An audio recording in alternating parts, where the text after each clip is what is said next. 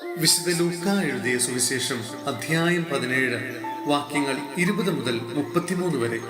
മനുഷ്യപുത്രന്റെ ആഗമനം.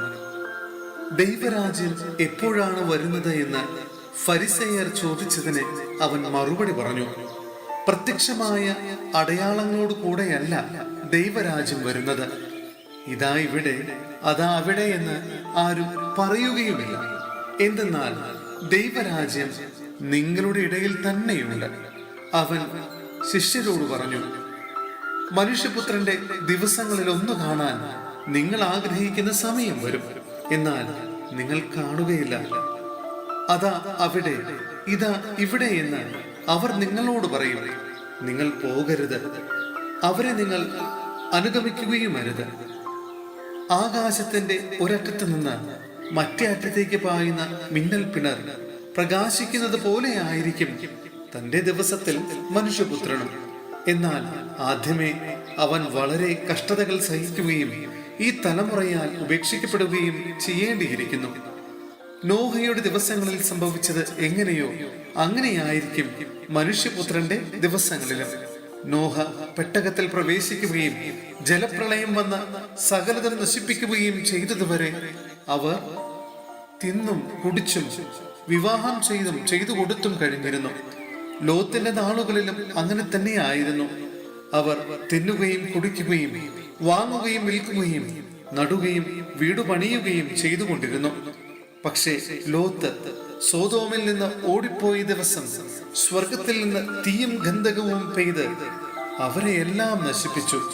ഇപ്രകാരം തന്നെയായിരിക്കും മനുഷ്യപുത്രൻ വെളിപ്പെടുന്ന ദിവസത്തിലും.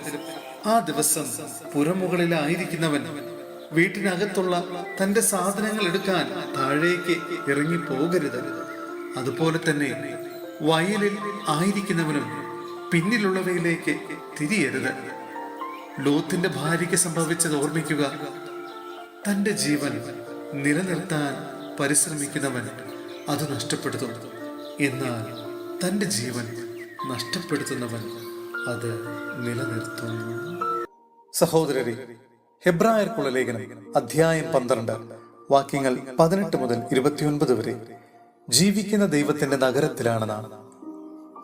സ്പർശിക്കാവുന്ന വസ്തുവിനെയോ എരിയുന്ന അഗ്നിയെയോ അന്ധകാരത്തെയോ കാർമേഘത്തെയോ ചുഴലിക്കാറ്റിനെയോ കാഹളധ്വനിയെയോ ഇനി അരുതേ എന്ന് കേട്ടവരെ കൊണ്ട് പറയിക്കുന്ന വാക്കുകളുടെ മുഴക്കത്തെയുമല്ല നിങ്ങൾ സമീപിക്കുന്നത്.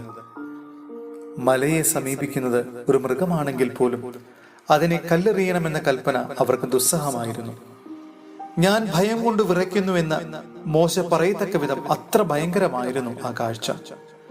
സിയോൻ മലയിലേക്കും ജീവിക്കുന്ന ദൈവത്തിന്റെ നഗരമായ സ്വർഗീയ ജെറൂസലേമിലേക്കും അസംഖ്യം ദൂതന്മാരുടെ സമൂഹത്തിലേക്കുമാണ് നിങ്ങൾ വന്നിരിക്കുന്നത്.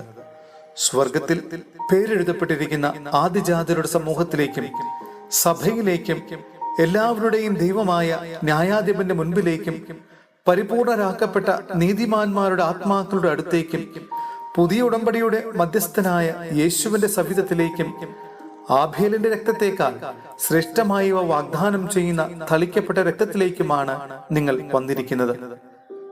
സംസാരിച്ചു കൊണ്ടിരിക്കുന്നവനെ നിരസിക്കാതിരിക്കാൻ ശ്രദ്ധിക്കുവിൻ. ഭൂമിയിൽ തങ്ങൾക്ക് മുന്നറിയിപ്പ് നൽകിയവനെ നിരസിച്ചവർ രക്ഷപ്പെട്ടില്ലെങ്കിൽ സ്വർഗത്തിൽ നിന്ന് നമ്മോട് സംസാരിച്ചവനെ നാം തിരസ്കരിച്ചാൽ രക്ഷപ്പെടുക കൂടുതൽ പ്രയാസമാണ്. അന്ന് അവന്റെ സ്വരം ഭൂമിയെ ഇളക്കി. എന്നാൽ ഇനിയും ഒരിക്കൽ കൂടി ഞാൻ ഭൂമിയെ മാത്രമല്ല ആകാശത്തെയും ഇളക്കുമെന്ന് ഇപ്പോൾ അവൻ വാഗ്ദാനം ചെയ്തിരിക്കുന്നു. ഇനിയും ഒരിക്കൽ കൂടി എന്ന പ്രയോഗം സൂചിപ്പിക്കുന്നത് ഇളക്കപ്പെട്ടവ, സൃഷ്ടിക്കപ്പെട്ടവ നീക്കം ചെയ്യപ്പെടുമെന്നാണ്. ഇളക്കപ്പെടാൻ പാടില്ലാത്തവ നിലനിൽക്കാൻ വേണ്ടിയാണ് ഇത്. സുസ്ഥിരമായ ഒരു രാജ്യം ലഭിച്ചതിൽ നമുക്ക് നന്ദിയുള്ളവരായിരിക്കാം. അങ്ങനെ ദൈവത്തിന് സ്വീകാര്യമായ ആരാധന ഭയഭക്ത്യാദരങ്ങളോടെ സമർപ്പിക്കാം. കാരണം നമ്മുടെ ദൈവം ദഹിപ്പിക്കുന്ന അഗ്നിയാണ്.